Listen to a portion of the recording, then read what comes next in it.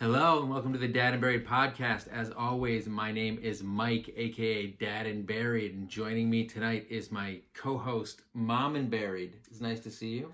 Hi. Once again, we are right next to each other. You may realize we have a slightly different backdrop. We're experimenting. You know what? We don't rest on our laurels. We're just giving a couple of things some shots. She's delighted with it. She loves the real quick, makeshift fly wet seat of your pants Just setup. She's done it. Throw shit together. Before we started recording, she wasn't setup around us right now. She wasn't furious at all right before we started recording and giving me shit. He has so much cleaning to do after this setup. And I'm going to do about 75% of it, as always. So this week, we're going to be talking about the things you wish you'd known about parenting before you became a parent.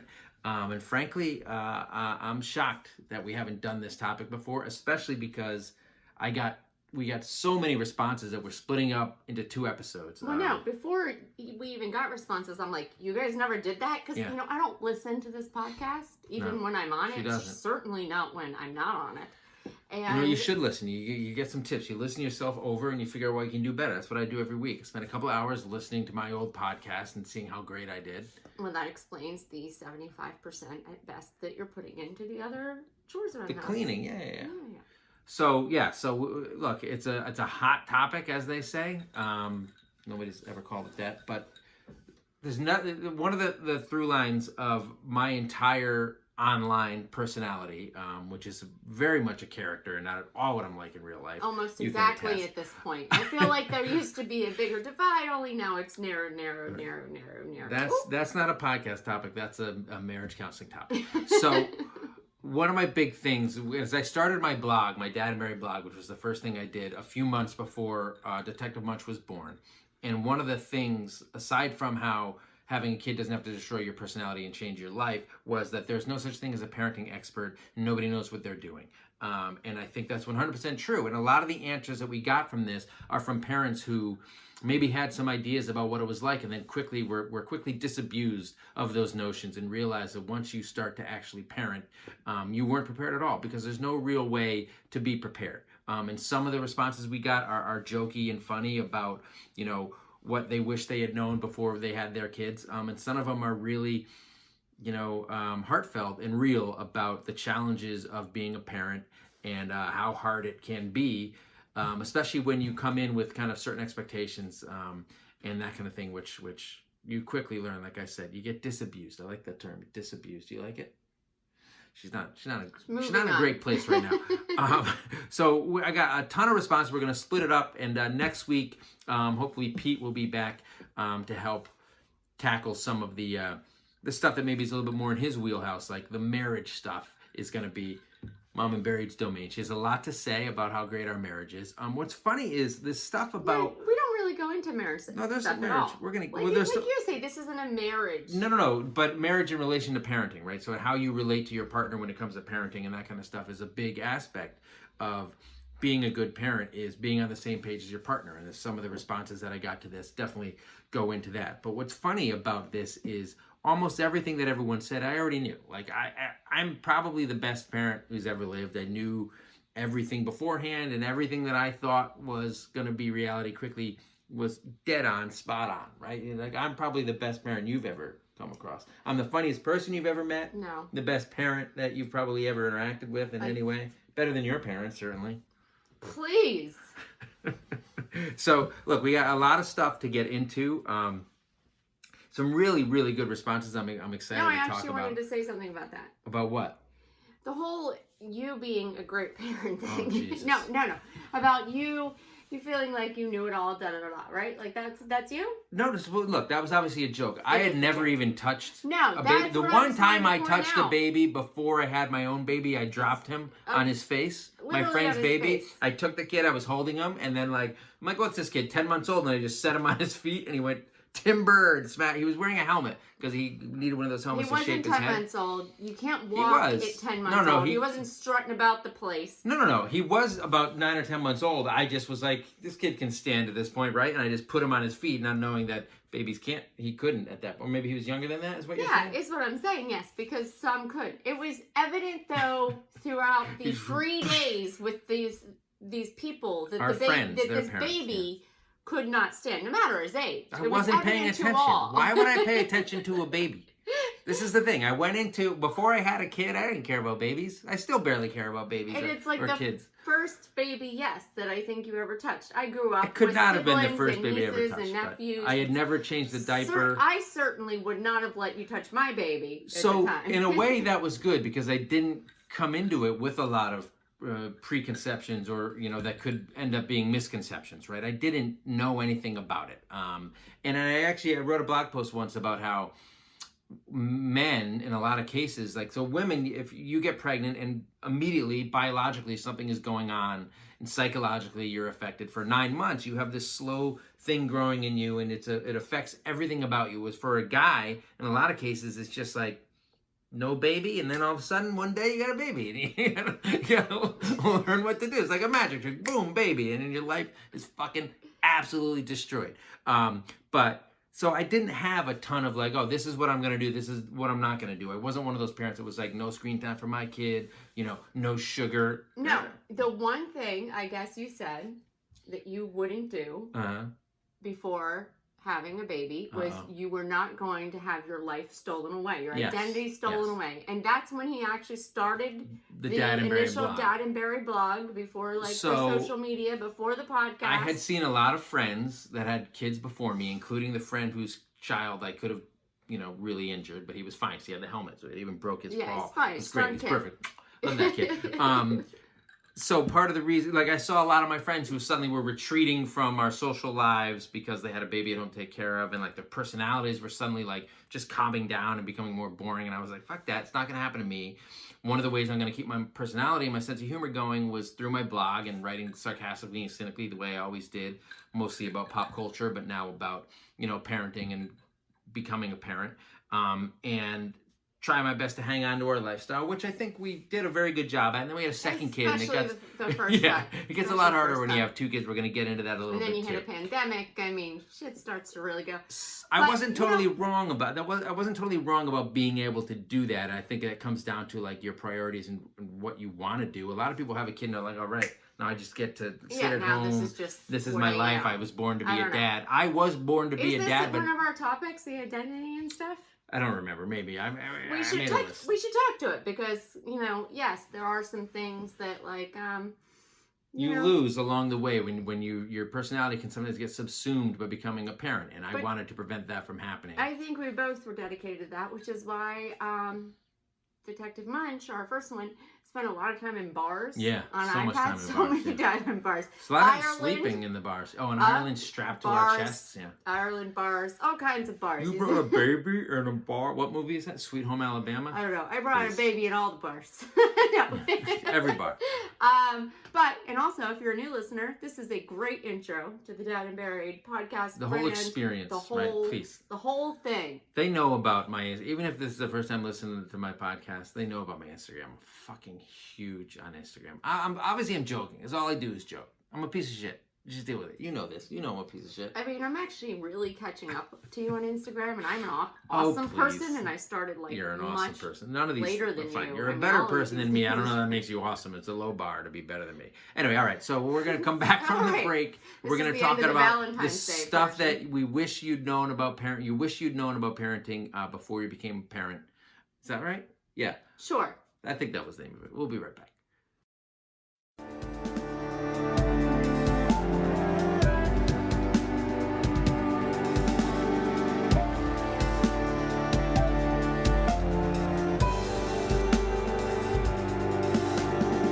Welcome back to the Dad and Barry podcast. As I said earlier, the episode is stuff you wish you knew before you became a parent, that you can only really learn once you become a parent. So hopefully if you don't have kids or you're expecting kids and you're listening, you're going to get some tips. Yeah, you should definitely listen. A little bit of a reality check about what to expect, because there's a lot of bullshit out there. And this is what episode for We should have called this What to Expect When You're Expecting. Shouldn't we? Maybe I should write a book with that name. This is episode, 95 or something. Who keeps track? Can't believe it took that long, though. I know, neither can I. So we got a ton of responses. So, all right. So before we get into that really quick, I want to remind everybody that you can subscribe and download the Dad and Barry podcast on Anchor, Apple, anywhere you listen to your podcast. You can leave us reviews and ratings. We would love that. Please subscribe and tell your friends. You can go to YouTube and watch us and leave comments under individual episodes. You can even go to Patreon and throw us a little bit of money, or Anchor. A whole bunch of people do that. We really appreciate you. Nowhere near enough people do that. We could use more money. Seriously. Use more money so we can get a different backdrop for this. All right, so again, before we get into the topic, I want to talk about this weekend. So we had spring break for our kids last week. We took a couple of days. We went to Philadelphia. Key West. And just walked Key West, Duval Street. We took a walk around Philadelphia, and then we went and visited my family in Connecticut for Easter, which neither of us really give a shit about. But it was great to see my parents. My parents. Been since like the end of August or something. No, July. Like July, yeah. Since July. So it was big. My parents have gotten vaccinated. Mom and Barry has gotten vaccinated, and I have also gotten vaccinated. So we were able to visit. Even my brothers and their significant others, or at least one of them, had gotten vaccinated. Well, so we were due able to to their visit. jobs and just knowing that vaccination is fucking key, and please everybody Please get vaccinated, even if you're somebody who's higher risk, like my wife here, who it's not a cure-all. It's not going to solve everything. We still have to be cautious. Keep in mind, there are definitely people out there that still like me. It's not a 95% you're totally covered thing. There's lots of people who because of her multiple sclerosis and the immunosuppressing drugs that she has to remain on. It sucks. Lots of people, cancer patients, all those people, they need you. So that's my soapbox right there. So it was lovely to let our kids do an Easter egg hunt in Grandma and Pop-Pop's yard and drink some champagne and drink some beer. So today is National Beer Day, and when I was in Connecticut, my brother got me some beer from the Fat Orange Cat Brewery. It's called Baby Kittens. It is shout out to Uncle and Barry. Delicious, yeah, Uncle and Barry. I'm having some of that. It is very good. Yeah, I really appreciate it. Thanks, bro. Let me taste it in the name of National Beer Day. It's a waste of giving you sips. You don't even like beer. It's an absolute waste to give any to you. And it bothers me that you're taking some of it. I actually love good beer. You'll just fall asleep if you finish it. But it does not agree with me. Like, it just makes me pass out. Well, you know what? Fun. It doesn't agree with me either, but I wrestle it into submission. I'll just sit here and have my huge. All right, so let's get into the topic. Things we wish we knew about parenting before we became a parent. Because if we had known them, we wouldn't have become a parent, which is half of the reason people don't tell you this. That's why people don't say. People don't tell the truth about parenting because they want to trick you into joining the parenting collective. Okay. Because it is a cult, and that's what I call it. It's like the Borg or Scientology. All of these things are just going to be things that would have kept you. So maybe you'll have some delights along the way that are big, happy surprises about being a parent.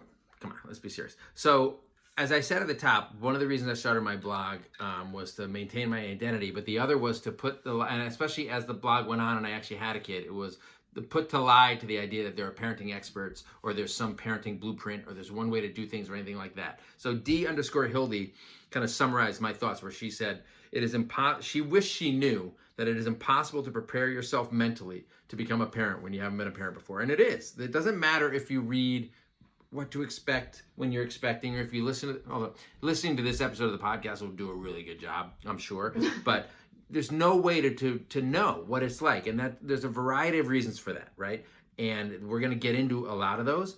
Again, as I said, I sort of knew that. I didn't have any experience with kids. I had a pretty good idea that I didn't know anything about it.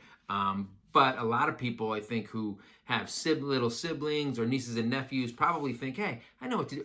I remember I was at Memorial Day, a barbecue with my brother and some of his friends. And one of the dudes was just like, he was like an uncle to his brother's kids, not an uncle to somebody else's kids. That wouldn't make any sense. And he was like, oh, this is what I do with them. You know, I take them to the zoo and I do this. This is what you have to do. You got to sit down. She's like, buddy, you have the kids for fucking 3 hours and you got some ice cream. You don't know what the fuck you're talking about. Okay. Until you have kids, you don't know what it's like. And then your whole world is destroyed. 10,000,000%, especially that douchebag. But getting parenting advice from people that don't have kids, which blow it out your ass, Uncle Roman. Certainly never did. But I did have numerous younger siblings who also procreated at an advanced rate. Like rabbits. Rabbits, our family. So I've been around babies like most of my life. And so like the basics I kind of sort of knew. But yeah, no, I mean, my mom had 5 kids. To this day, I have no fucking idea how or why. No, but certainly not I why. actually think I figured out why. My older sister was 6 years above me. The tax break. And then my younger sister was 5 years below me. She literally had built-in sitting from like... Oh, yeah. That's you know what I mean? By the time she's 10... I was thinking about this earlier today because I was telling a story. And I was like, no. But she had it for like... I mean, there was like a 2-year-old. She had like 30 years of sitting. I don't know. She was... I don't know where she was. My rum and Diet Coke. I go to the casino boat, right?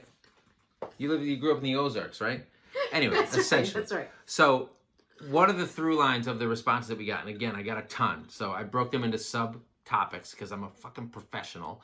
And the first subtopic we're going to get into is how no one knows anything. So, K.A. Ingram said that she wished she had known that no one really knows what the hell they're doing, and every parent is just trying their best to figure it out. And Mallory Alsop said the same thing. Everyone is making it up as they go. No one really knows what the fuck they're doing, which is 100% true, right? So don't believe anybody who tells you they know how to do it or they're doing it perfect or anything like that, because it's all BS.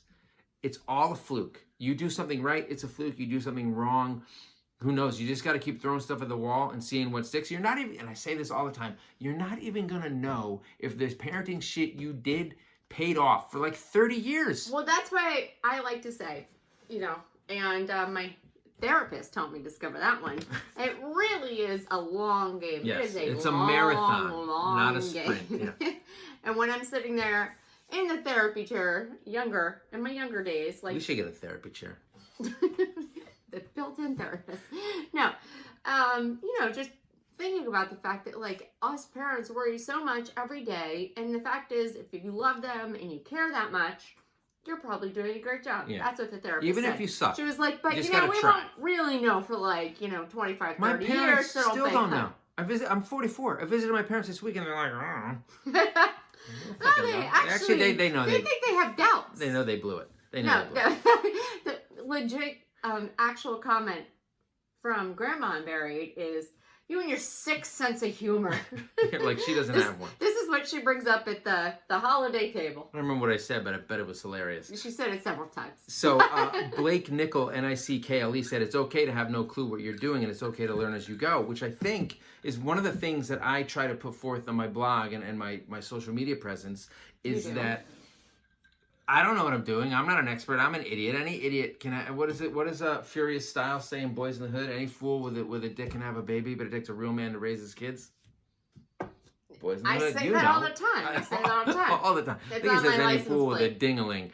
Anyway, that's true, right? And nobody knows what they're doing. There's no right or wrong. You just have to care. You just have to try. But I think a lot of parents go into it with expectations that they're supposed to be able to do this right earlier, or they're supposed to get this right. None of that is true. None of that means shit. Kids have been surviving for millennia, right? And cavemen didn't know anything, right? Am I right? Anyway, I thought this was a good point. Sylia, Syliaa, said that she wished she had known that everyone else's opinions are garbage because all of parenting is so personal. And I think that that's a really good point too. Something that works for you and your family or for your kids is not going to work for somebody else's. It's not transferable. It's not apples to apples. Every single baby is completely different. Like, even just talking about that baby you dropped on his face earlier. When we're talking about,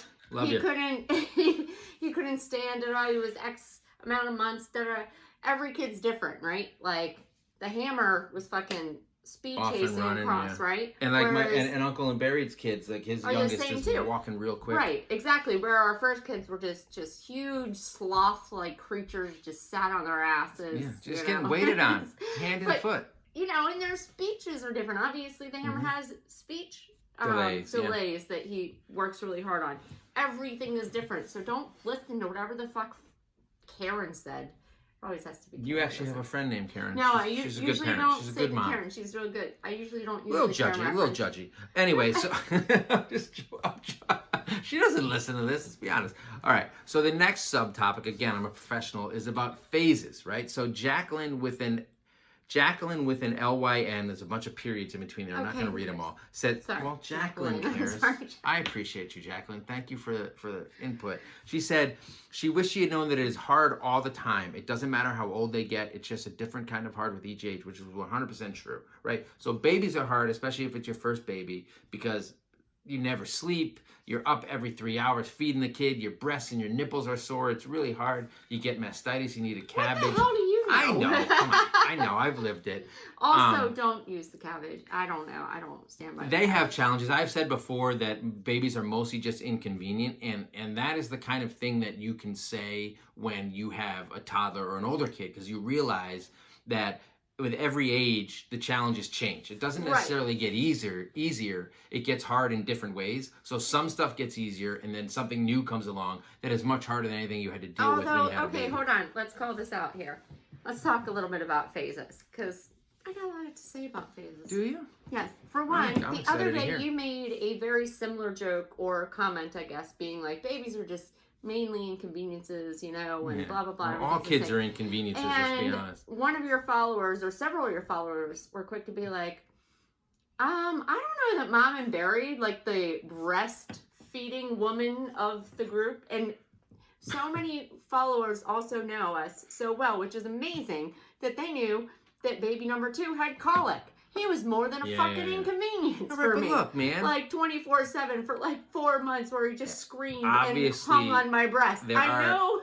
Specific elements and circumstances, and yes, it sucked. And it wasn't just, the colic didn't just suck for you, it sucked for me too. I'm trying to sleep. No, here. you forgot. This baby is screaming. You seem to forget some of that. So, but that being said, there are phases like, I loved the baby stage.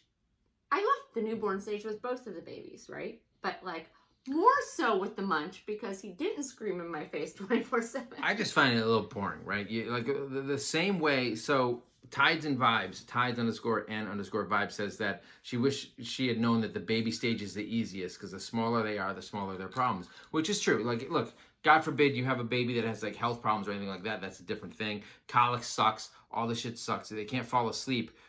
But in terms of, comparing a baby to like a 16-year-old who's like freebasing crack cocaine and, getting in the car and driving, and there's peer pressure, there's some real challenges. Well, when the kid gets a personality, that's tough. But my point is, they have smaller problems, but I think the rewards are smaller too, right? So which is why I'm not a super fan of the babies. Like, I can't show the baby the Terminator movie. He's not going to understand what's going on. You can't grasp the intricacies of time travel when you're 9 months old.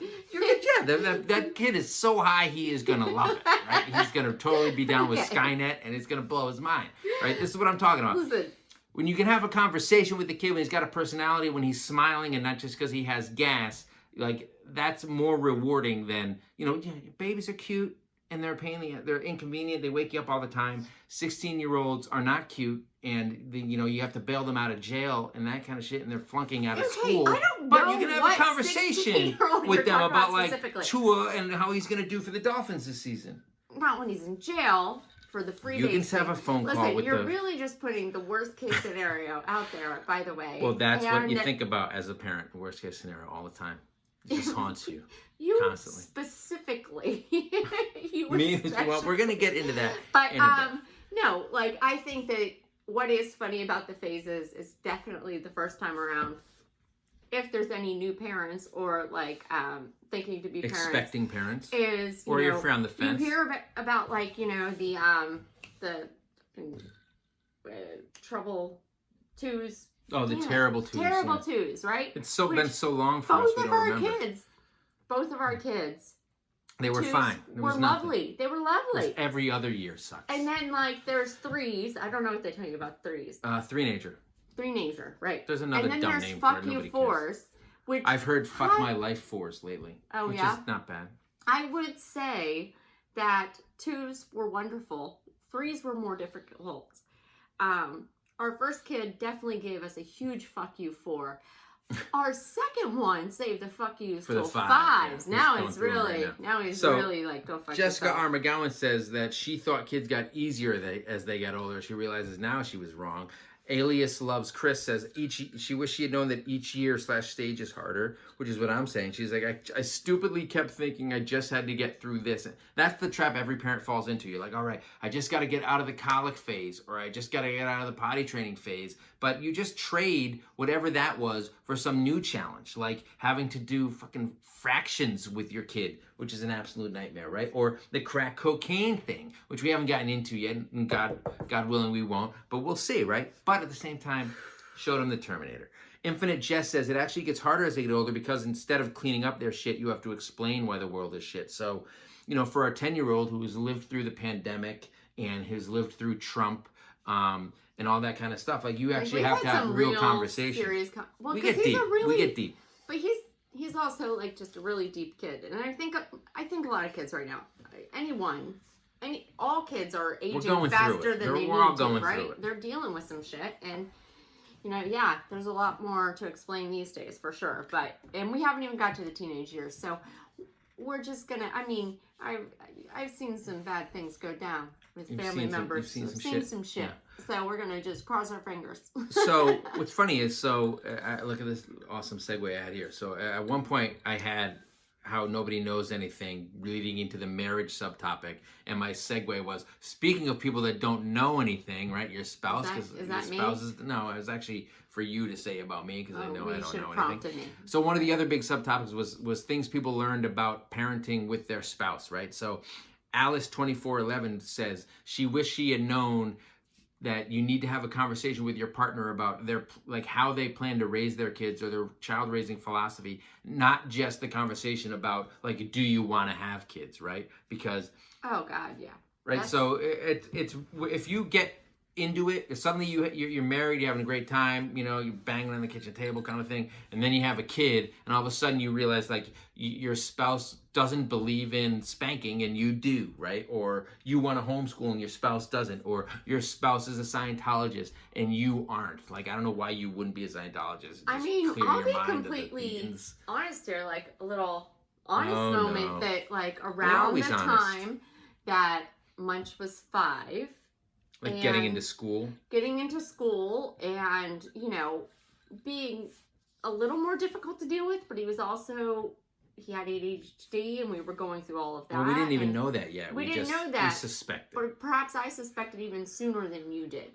And our parenting approaches were totally different. And I remember having we had some really big talks there about like that we weren't agreeing on how to parent these kids together.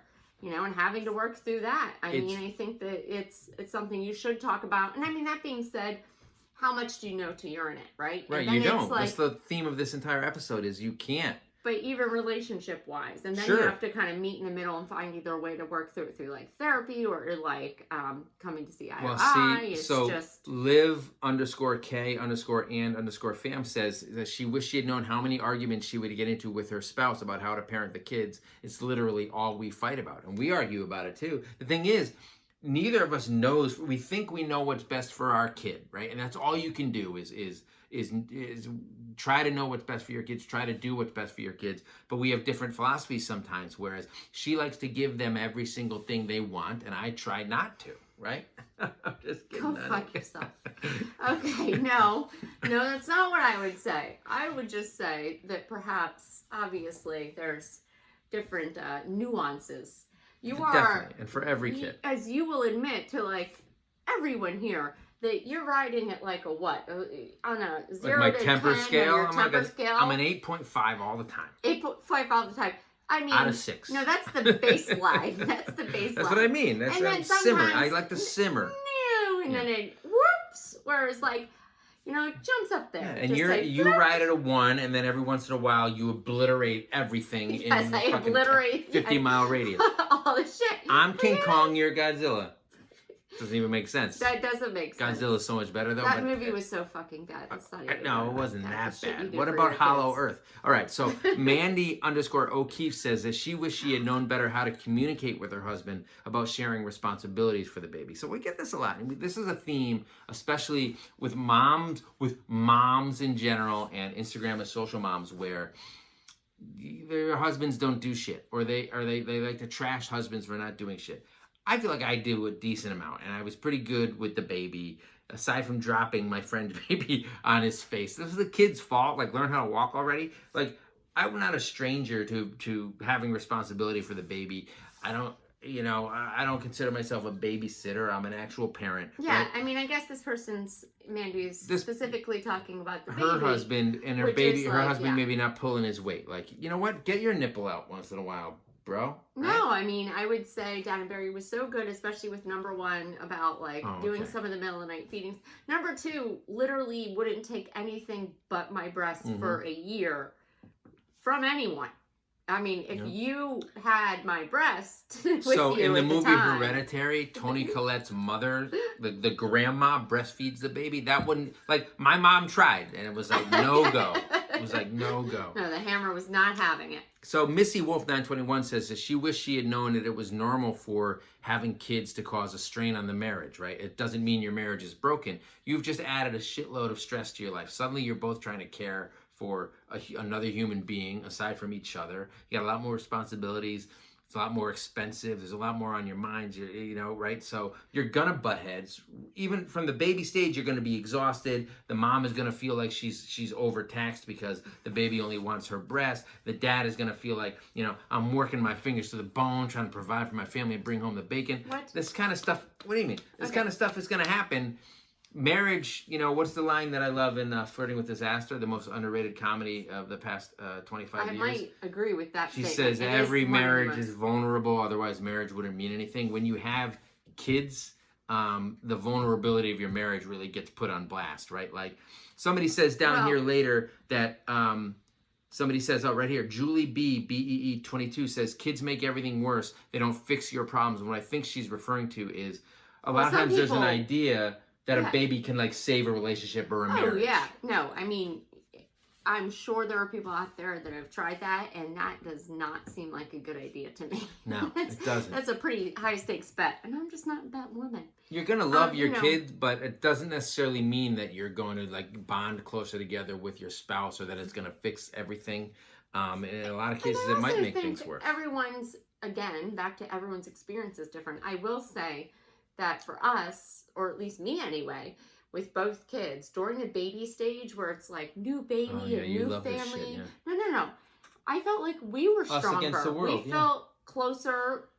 You seemed more romantic somehow. I don't know if it's hormones or you were just being a better human. Yeah. Well, I don't know. I think that like when your wife's up all night, like with a colicky baby on her boob, you might be a little nicer and not like fuck with her the next morning because she will kill you. So you're probably sweeter to me. Doesn't sound like me.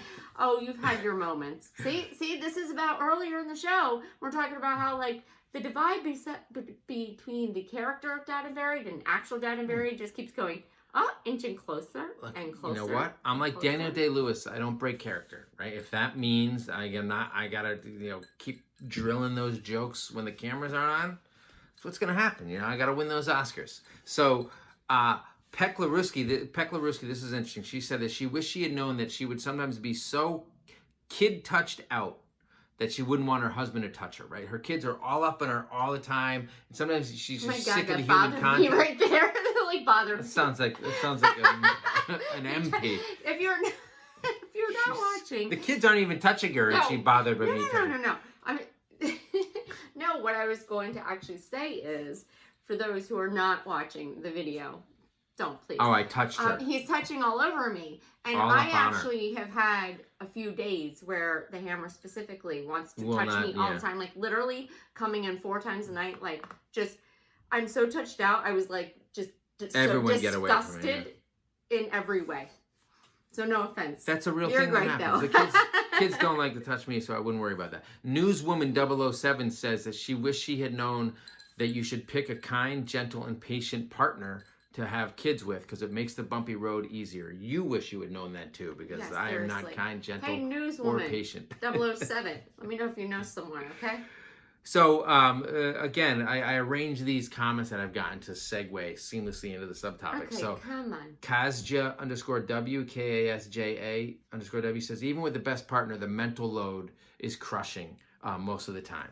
And that's what we're going to get into now, the mental load. And I do agree, even for a dad, and there is this stereotype out there that dads don't have anxiety and don't worry and that kind of stuff, which I think bloggers like me and some of my brethren and just the world in general is changing to understand that, you know, it's okay for guys to have emotions and feelings too. I don't have emotions and feelings, but the mental load is legitimate. I will lay awake at night worrying. I worry about different things than you worry about. Like, I worry about the crack cocaine thing, and I worry about, you know, money, and that kind of stuff.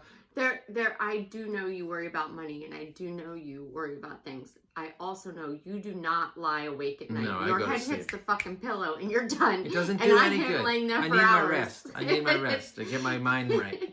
So, real concerns. L Shell SCHELL 11 says that she wished she had known how much she would miss the mental freedom that comes from not having kids. And they do. Once you have a kid, you're never not thinking about them at some point. Impossible. Right? Mego_Soar SAUR, like Megasaur, says she wished she had known how much worry there is. I knew it would be hard and stressful, but now how often I'd worry. I joke about this from time to time where, you know, so when we visited my parents this weekend, we didn't go out anywhere. We stayed at home among the vaccinated and safe. But when we used to visit and we would go out, like, we would get home at like midnight, my parents, at least one of my parents would be like waiting up to make sure that we got home okay.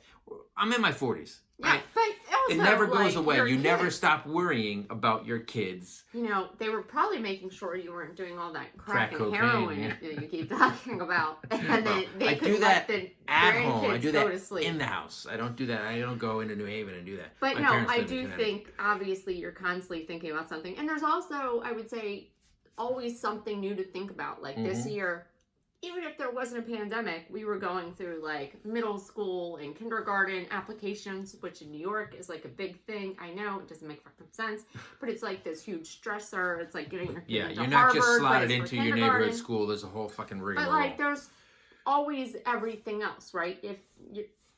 When the Hammer started having speech delays, when the other one started having ADHD, you know, there's always a new thing. Not to mention just the whole like, how are they emotionally coping with like real life? And then, now it's a pandemic of like complete insane magnitudes that no one could ever grasp. How are they dealing with that? I mean, there's normal stuff, there's big stuff. Are they getting bullied? Are they getting bullied online? Do they understand Common Core? Are they doing crack cocaine? Like, there's just so many. It never stops. There's always something. There will always be an endless list. And on top of that, you worry about how your own choices and your own parenting and the own way you relate to your kids impacts them, which again, you're not going to know for a long time. But Amanda Rama .3 says, she says she wished she had known that you will always be second guessing your parenting abilities. And I will say, parent guilt, mom guilt. It's I've written blog posts about this, and you said it earlier, whereas if you are concerned about your parenting, that's a good sign, right? If you're questioning whether the parenting moves you're making are correct,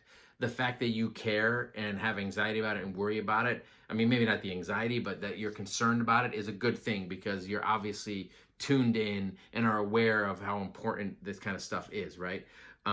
Rocky Patton says she didn't know how much she was going to worry all the time, not just when the kids were teens and doing crack cocaine. She didn't say that was me. It was just the Jody_Mead says that she didn't know that she would be able to be so mad and feel so guilty for being mad all at the same time. This happens to me a lot, whereas I'll blow up at one of my kids or I'll yell too much, and then 5 minutes later I'll be like, shit, I shouldn't have done that.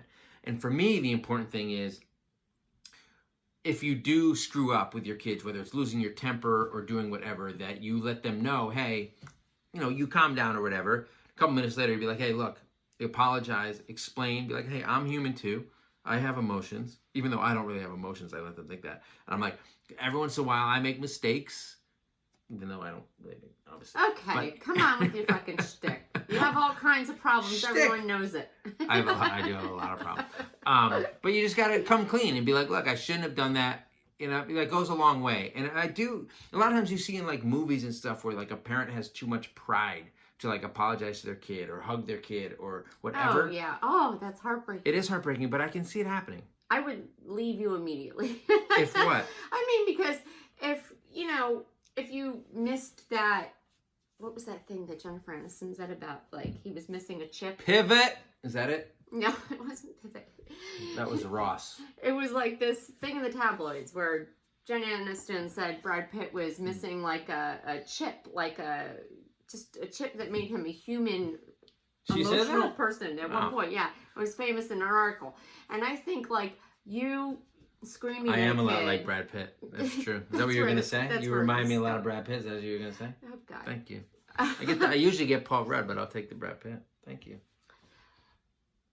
If you were just an asshole to the kids and you didn't give a fuck and then you were cold-shouldered them, fuck you. How about that? But here's the thing. You keep stepping on the words I'm saying, so this is my point. Here's the thing. I am an asshole to the kids sometimes, but I do give a fuck about being an asshole. I know. Which that goes a long way. I said that's your only redeeming quality. That's what I just said. My only redeeming quality. It doesn't solve everything, and it would be better if I weren't an asshole. But the fact that I'm aware of being an asshole. It's kind of like when you like make a shitty joke and hurt somebody's feelings, and then you're like, oh, if you don't get the joke, you're the asshole. That's the kind of attitude you have when you're like 17, 18. Then eventually you realize, I have some responsibility here too. Maybe I shouldn't have made the asshole joke or been the asshole, unless it was really, really funny. All right, so BKLEIN Fowler says, you're literally never going to think you're parenting right, and that's okay. And again, I think that you're not going to know. You're never going to know. I don't care what you read and what to expect when you're expecting, and if you're hitting all the fucking shit it says in that book or whatever, you're never going to know for like 30, 40 years. The important thing is that you care about getting better and trying, and you care about how your kids react, and you care about how your kids are feeling, right? Yeah, no, obviously. Maggie Russell didn't think that you would that it's possible to care this much, that she would care, worry, and question everything, but you know what? That's the way it goes. Here we go. Look at. Well, no, I mean, immediately though, like, I don't know.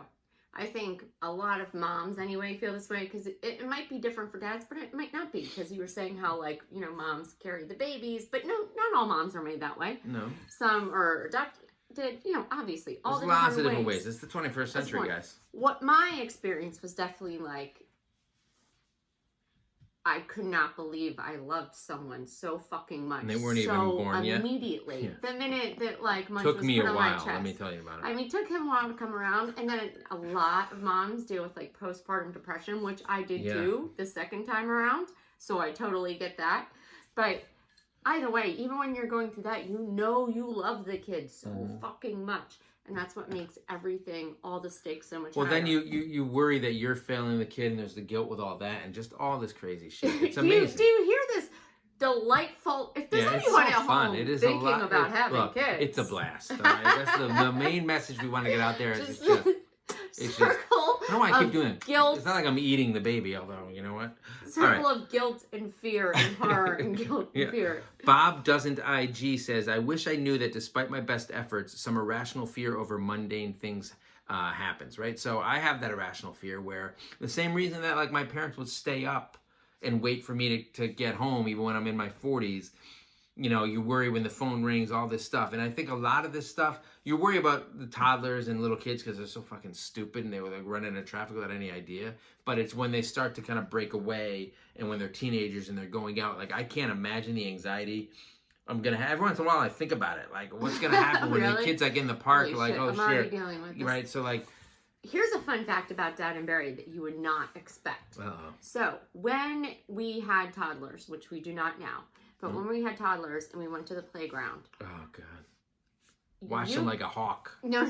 You think you know helicopter parent? Oh, stop it. Oh, my God. You were like puppet parent. You had like... Puppet parent?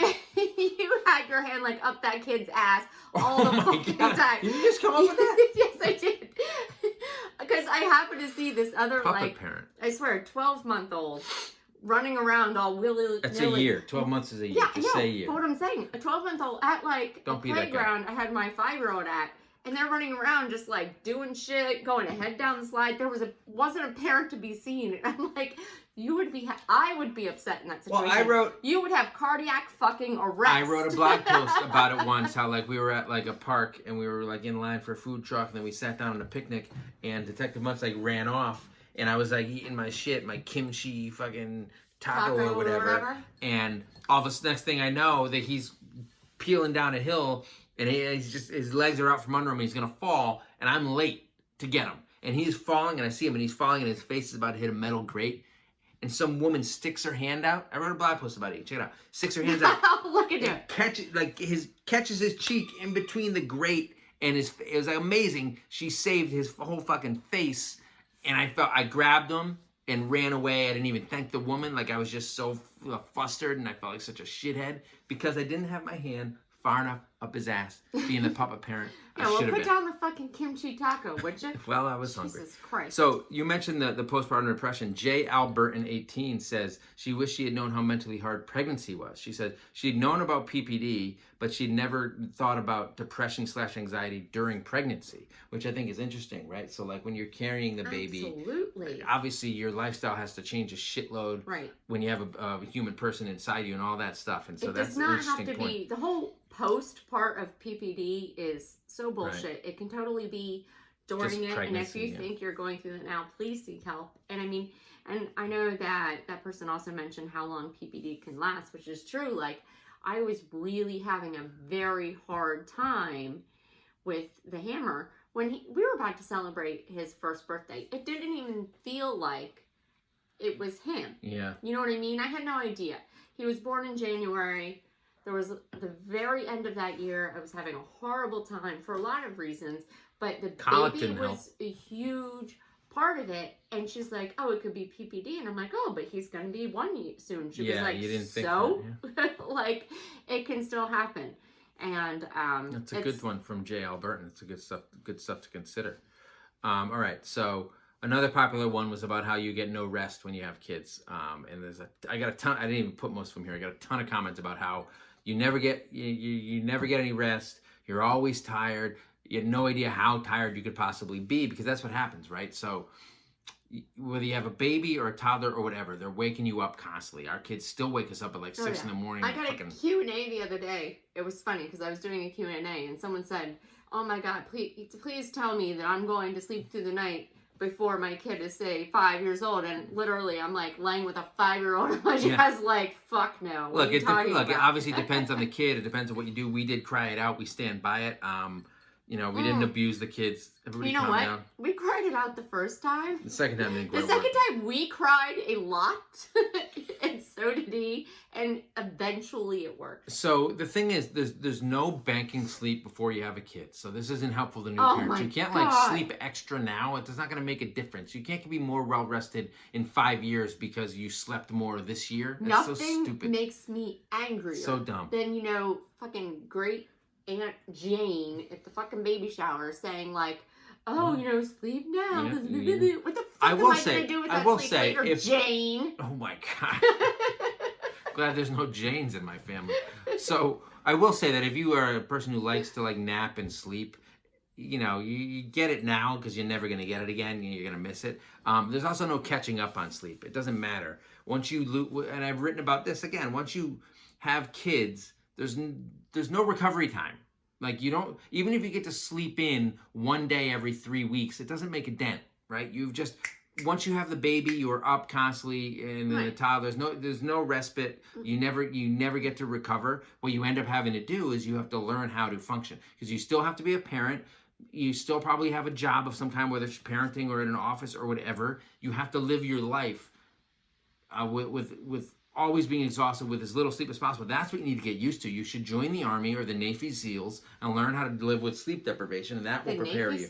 The Navy SEAls. It's a little bit easier. All right. Yeah.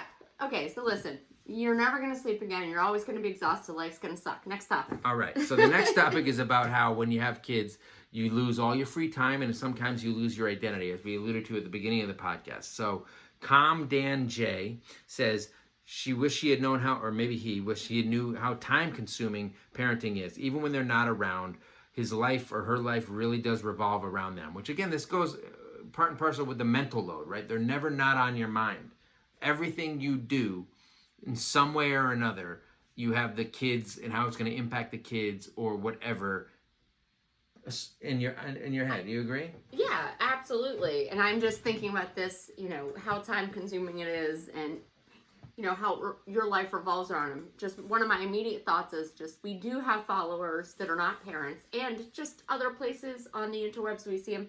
And the number one thing you see from people who do not have kids this year of a pandemic is, holy shit, I'm so glad I'm not you. I can't believe you're doing this. Like, parents who have to parent right now, like, It's not just your mind revolves around him. Your literal fucking minute. Especially when you're stuck in the house with them all the time. Yeah, there's no escape. And I mean, perhaps some of that is changing now, at a slow pace, but what a fucking year. Kellen B7 says, how much I wish I'd known how much I can't do what I want when I want. Even simple things. I'm on their schedule. Dana Storley, Storlie, says, she wishes she had known how you never have a moment to yourself ever again. Slussy Face says the same thing. Get used to doing nothing by yourself ever again. Shitting, running, grocery shopping, nothing. They're always there. Always. I have a couple comments about a couple different things. Shitting? Let's start with this. If you're not prepared to hold a baby while you're shitting, you should not have a child. Yeah. If you're not prepared to hug a child while you're shitting, just a grown one, halfway grown, like a 5-year-old will run in and just be like, I need a hug, and you're like, but I'm pooping. They don't care. No. Just saying, it's not just exactly when it's a baby. And then the other thing being about working around the kid's schedule, I mean, that's been such a huge thing in general, right? Like even just, yes, this year is different, but one of my biggest complaints recently has been how, like, I want to go even do an online yoga class or take a bike ride or run to a grocery store. I mean, in fucking, whole gear and everything. Yeah, I'm terrified of the grocery store. Hazmat suit. Hazmat suit, exactly. But it's like, but he has this at 10:30 and then 11:15. And I gotta go get him from 12:30 and it's not even just this year. I mean, especially as they get older and they get interests and you have after school and you're running around their schedule, not to mention your own work schedule. We're gonna have to start doing these like from the car while we're waiting for our kids to finish their activities that we have to pick them up from, because that's the only nightmare. That and like going to the dentist is the only free time you get, which is interesting, right? All go to the dentist. I put the time and identity thing in the same category because you spend so much time caring for your kids that you lose your hobbies. That's why so many parents stay up late or get up super early because they need like alone time. Even my mom said this to you this weekend. This was awesome, honestly, because MJ's mom is 80, so he was the baby of the family. She's on the older end, right? So she was, what? I look great. Okay, fine. But so does my mom, by the way. Just good genes, youthful genes. She does. She looks amazing. Point being, though, what's her oldest son's age? You mean my brother? Yeah. He's 54. Exactly. 10 years older than me.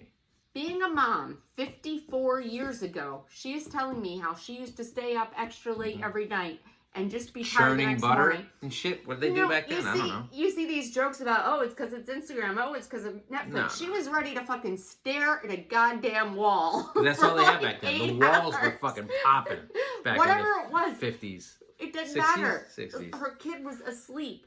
It's almost good to know that it's just forever. It doesn't change. The methods change, but the madness doesn't. I fucking nailed that one. I gotta say, I think the best thing that came out of this podcast so far was puppet parenting. I like that. Okay. I'm really impressed. So Marlena _912 says it's important to do something for yourself, and because it's easy to lose yourself when you're caring for children, which again was one of the main themes of my blog when I started it, was find a way to maintain my personality and my sense of humor and my social life and that kind of stuff, because I didn't want myself to change. Maybe I probably should have changed a little bit more, I'd be a better dad, but I'm not, right? Because this guy's pretty great as a person, not as a dad. So you got to maintain some of that stuff, whether it's finding a hobby, finding some free time or whatever, which is why one of the reasons I started the podcast was so like me and Pete could go hang out. Now there's a pandemic. Me and Pete, it's all virtual. What's up with you? He's in our bedroom. Pete would have never come up with puppet parenting. Let me tell you that. But it is, I don't know. I wouldn't say my identity is gone, but my time to focus on those prior parts of my identity that, I kind of liked, they don't come along as much. I like to dance, I like to party, I like to wear sequins. I still do wear sequins a lot around the kids. For no reason. For literally no reason. But even just think about the people, the things you might have done otherwise, right? Like a lot of people around later in life start like painting and everything. My mom. Yeah, you might start doing that, but if she hadn't had kids, she'd probably be like the next Van Gogh. But we had kids, and you know what? She had to devote a lot of time to my brothers and myself, and it ruined her life. It's just the way it goes. Good news, she's painting shift again. your priorities, right? She's all right. painting. So the last couple of again, we split this up into 2 episodes. There's a lot more shit to get into. Oh my God, so much next shit. week about why it's okay to hate your kids. It's a big thing for me. We're gonna get into that next week, either with you or Pete. Hopefully Pete can join. His he really daughter wants me to not be here. His daughter is back in ballet, right? So he can't always make it. Have you talked about how cool his daughter is? We have a lot of times. Mergers and acquisitions. She's pretty cool. All right, so what? That's her nickname. So a couple of random things I wanted to get to before we wrap up this episode, right? So J.K.S. Smith says he wished he had known that they literally never shut the fuck up, ever. Literally never. I assumed people were exaggerating. It's impossible to exaggerate. So we keep talking about the Hammer. He's 5. He had a speech delay. You know, he wasn't talking much at the beginning. We were with my parents this weekend. They were like, holy shit, this dude never fucking stops talking. Like, look, it's not all completely clear. We understand it, but it's very good. But he can't stop talking. He can't. I don't even think I put out there yet, which is like his new favorite catchphrase is, excuse me, I need to say something. Only he needs to say something the every most fucking nonsense minute thing of you've ever every heard. Day. No, the best catchphrase that I've taught him when he asks for something nicely, he has to quote Superman 2. He has to say, please, General, sir, please put my father down. Nobody gets it. No sense. People. No one makes... Anyway, so Elise_Patrick. Elise is the name of the mom on Family Ties. Love it. Says that sometimes the noise gets overwhelming. I now understand the term, I can't hear myself think. And I will agree, especially with, we have 2 kids. We're going to get into some of the misconceptions or whatever people have with multiple kids next week. But I gotta say, it is unbelievably loud. The 2 kids, they're always at each other. I'm a little better at dealing at, well, here's the thing. If they're screaming at each other, obviously we got problems. And I'm gonna notice it. But sometimes like the white noise of children just being loud as fuck, I can ignore it and you cannot. No. It like just grates on your soul. It does. It grates on my soul. Troublesome Trader says vacations are so fucking hard. As people like to say, when you go with kids, they're not vacations, they're trips. Right? True. Because you're not relaxing. I shared my old post about how a few years ago on winter break we went to Philadelphia and the kids we're all in the same room and the kids were sleeping. And we had to go into the hallway to like pop the champagne and have a little happy hour out in the hallway because it's the only way to have any kind of alone time when you're all in the same hotel room on a trip. It was champagne. It was just like warm beer. And it was Zima. You used to fucking love Zima. In high school, I did like really? Zima. I did. You shouldn't be drinking illegally. It leads to crack cocaine. And then Candidly Kim says that she wished she had known how fucking long it takes to get in the car and leave your house. Yes. That's what I wish I knew before getting married. Because Look, I guarantee you, please. Dad and Buried is ready to leave the house 20 minutes after the fact. False. Like all the kids are in the car. You are doing makeup for like 45 minutes after we're all ready. So then what happens is we're all ready to go, and then we have to cycle through a whole thing. So by the time you finish the makeup, we've all gotten wrapped up in the latest episode of Falcon and Winter Soldier, and we need to finish it. Anyone who's seen my stories knows there's not a whole ton of makeup going on. And second, first of all, you're not starting shows. I have literally had the kids in the car. Dad and Buried said he's ready. He's let them all in. He's opened the door. He's taken the keys with him. I'm like stuck in a 100-degree car. Dude's, let's be honest, dude's in the bathroom. Dude's taking a shit. And like, are my bowels on a schedule? Are my bowels on a schedule? No, they have to go. I can't control my bowels. They have to go the minute we're trying to leave the house. When it happens. It's not natural to deny your bowels. Right. All right. You know what? Hopefully Pete will be back for next week. This is unrelated of all of this. You can check out the podcast on Apple, Spotify, everywhere you listen to podcasts. Please subscribe and tell your friends. Guys, you know, you can't deny your bowels. Just the way it is. We'll catch you next week. Maybe she'll be here, maybe she won't. Bye. Peace.